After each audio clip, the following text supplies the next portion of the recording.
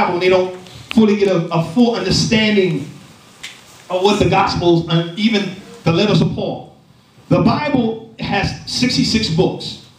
In 66 books, they are divided into two divisions, New and Old, but also in the division of books, there are 39 Old and 27 New.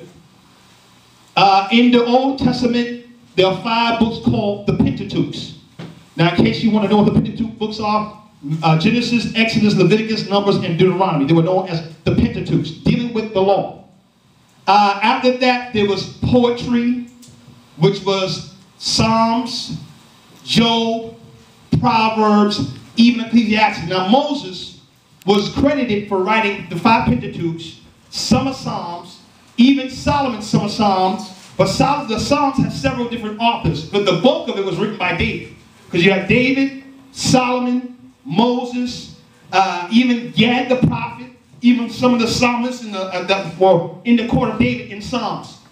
And Psalms have 150 chapters. The shortest chapter in Psalms itself is Psalms 117 and 2, because there's only 2 verses in Psalm 117, so it's 2. First chapter, verse, second verse, and that's it.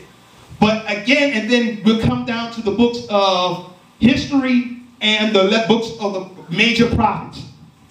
Maybe somebody would ask, well, what is the difference between the major and minor prophets? Well, the major prophets were Isaiah, Jeremiah, Ezekiel, Daniel. Each prophet prophesied in major key events and everything pertaining to the history of Israel as a nation. Also, each time there was a king that rose up, there were certain prophets that came on the scene that when one died off or God moved them elsewhere, there was somebody right there. Elijah was a major prophet, but he was not a writing prophet to write down a lot of historical facts, because